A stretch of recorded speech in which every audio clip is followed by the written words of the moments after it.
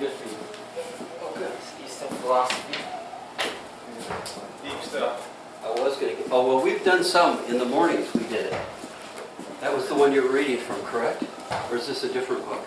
This might be different. Yeah, it was different. Actually, it was Bruce Lee, the one you had before. Yeah, we're done with that one. So Tao Te Ching, we're on part 7. I'm going to read what it says, and then you guys can offer a reflection if you do have any. Heaven and earth are everlasting. The reason heaven and earth can last forever is that they do not exist for themselves. Thus, they can last forever. Therefore, the sages place themselves last, but end up in front, are outside themselves and yet survive. It is not all due to their selflessness. That is how they can achieve their own goals. Heaven and earth perform their functions without selfish desires. When we emulate this aspect of nature, we think of others first and ourselves last. By letting go of self-centered thoughts, we can feel the way our inner nature mirrors the greater Tao. When we let this natural mirroring process take place without interference, we become like heaven and earth, existing to be of service to others. A genuine, selfless desire to be helpful inspires people and wins their respect. Although sages have no wish to draw attention, people single them out and look to them for leadership. Although the sages place themselves last out of humility, the people push them to the forefront into positions of responsibility. Long after the sages have passed on, memories of them endure. People continue to remember with reverence their words and actions. Just like heaven and earth, the legacy of the sages lasts forever. To be outside of oneself in this context means to be unconcerned with one's well-being, to disregard one's body, or to sacrifice oneself. This can be seen as another Tao paradox. We can advance our own selfish agenda by being totally selfless. Lao Tzu was a good example of this. He was content to be a humble, unknown philosopher. He never sought fame and recognition. He never claimed to be divine in any way. Yet here we are reading his words, which have survived the last 25 centuries and will continue on long after we are gone. Make it a point to put this teaching into practice and see what happens. Spend an entire day living this selfless mindset. You'll discover the world responding to you in wonderful and even miraculous ways. Any reflection? Part 7. We had reflected on something, pretty sure it was in here, about this whole concept of nothingness. Maybe it was one of the card readings or something, I can't remember. But just something about if you can strive nothingness, it's like eternal or something like that. And that's kind of what I just picked up from that. Selfless, moving humble, moving to the back. It's like all the great leaders of the world get appointed versus trying to take leadership, command it or demand it. Yes. Let's go to number 8. The highest goodness resembles water. Water greatly benefits myriad things without contention. It stays in places that people dislike. Therefore, it is similar to the Tao. Dwelling at the right place, heart with great depth, giving with great kindness, words with great integrity, governing with great administration, handling with great capability, moving with great timing. Because it does not contend, it is therefore beyond reproach. Water is the most fitting metaphor for the Tao. Water always flows to the lowest place, not because it is forced to do so, but because it follows its own nature. We also place ourselves lower, not because we contrive to do so, but because it is our nature to be humble. A deep pool of water is much more than its surface. Likewise, there is more to a Tao cultivated than meets the eye. The more people get to know us, the more they will discover. Water provides its benefits and moves on without waiting for any benefits in return. We benefit others in the same way. When we provide assistance, we do so with no strings attached. Water reflects its surroundings. It does not hide or change anything in its reflection. We conduct ourselves with the same sense of integrity and accuracy. People come to trust us because they realize we will give them the truth when no one else will. Water administers to everything equally. It slakes the thirst of the kind person just as it does the unkind person.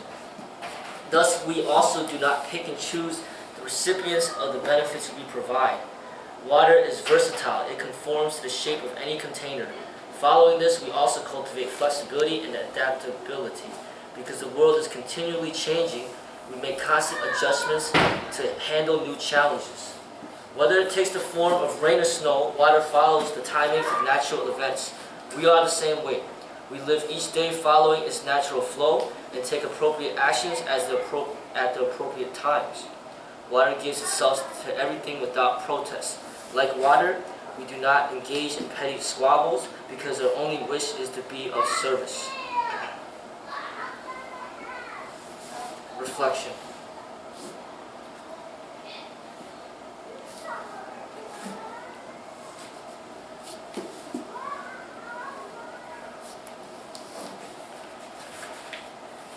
Number 9. Holding a cup and overfilling it cannot be as good as stopping short. Pounding a blade and sharpening it cannot be kept for long. Gold and jade fill up the room.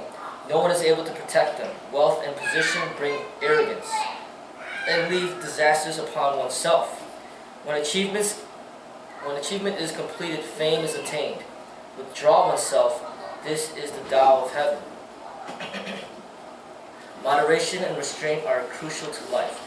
The sages note that an overflowing cup isn't necessarily a good thing because the area around the cup gets wet and messy very quickly. It is better to stop short of fullness. Similarly, if you pound a blade repeatedly and sharpen it too much, it will break easily and won't last very long. In general, doing anything to excess is a bad idea. The smarter way is to do just enough and nothing extra.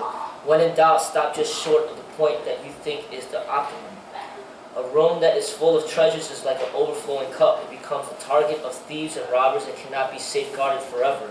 Arrogance as a result of great wealth or high position is like a blade that has been sharpened too much. It is an invitation to disaster. To withdraw oneself does not mean to retreat from society and become a hermit. It means there is no need to brag about your achievements, take on pompous airs, or put on showy displays. Once you have achieved success and fame, it is best to step gracefully, quietly aside. Reflection.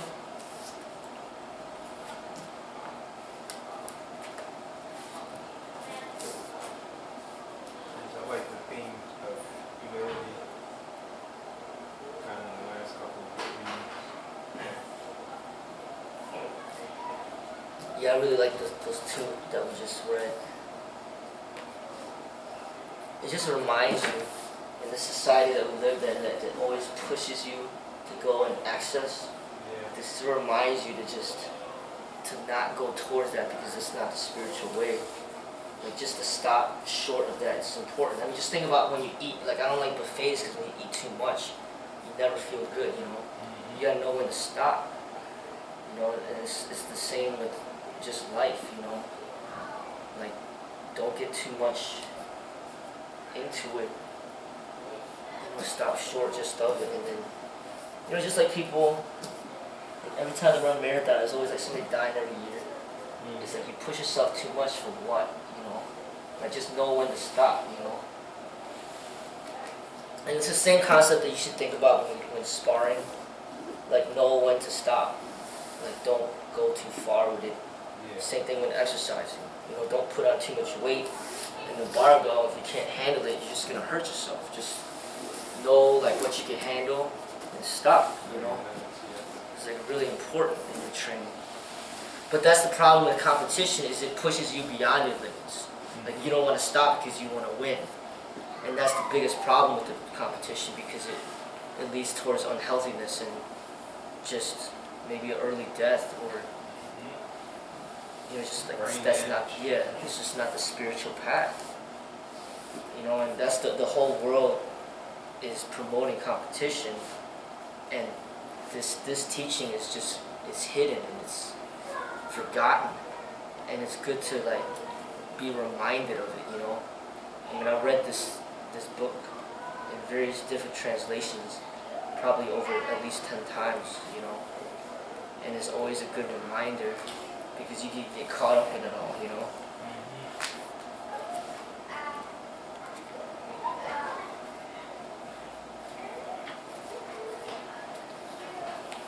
Number 10, in holding the soul and embracing oneness, can one be steadfast without strain? In concentrating the energy and reaching relaxation, can one be like an infant? In cleaning away the worldly view, can one be without imperfections? In loving the people and ruling the nation, can one be without manipulation? In the heavenly gates opening and closing, can one hold to the feminine principle? In understanding clearly all directions, can one be without intellectuality? Bearing it, rearing it, bearing without possession, achieving without arrogance, raising without domination. This is called a mystic virtue. Straying refers to deviating from centering oneself caused by the distractions of the material. Some translations render it as separation or division, thus obscuring the original meaning and making these lines more difficult to understand.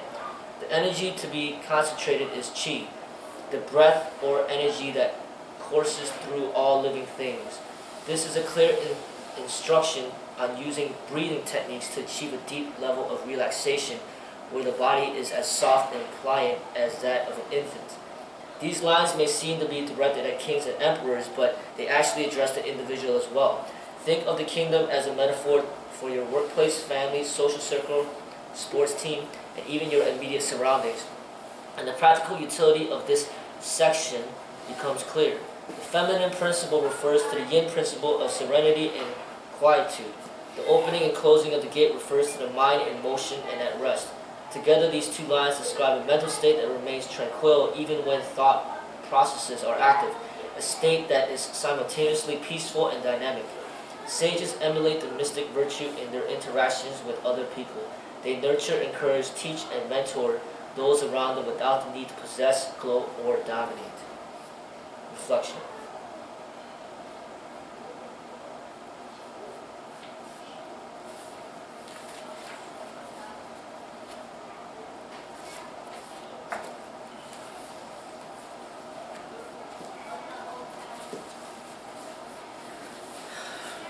"30 spokes join one hub. In its emptiness there is the function of a vehicle. Mix clay to create a container. In its emptiness there is the function of a container. Cut open doors and windows to create a room. In its emptiness there is the function of a room. Therefore that which exists is used to create benefit. That which is empty is used to create functionality. We tend to associate substance with usefulness and dismiss the lack of substance as useless. Lao Tzu goes against this thinking and points out the very opposite.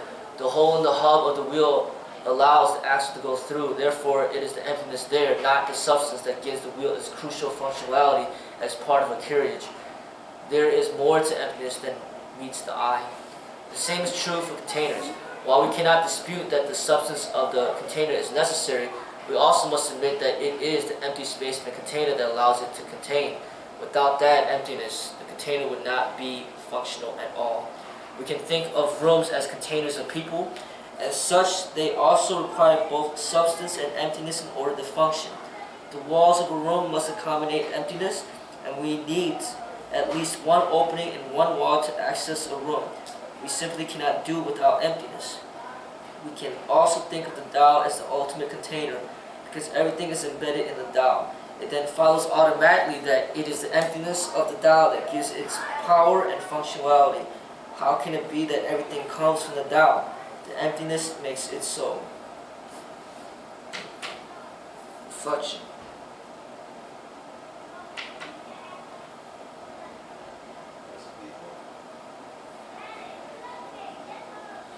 Yes.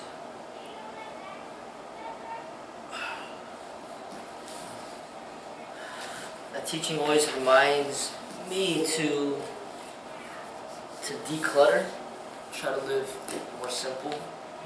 We tend to accumulate a lot of material things, and when you learn to get rid of certain things or declutter, donate or whatever, give away certain things, it can bring a sense of freedom and peace.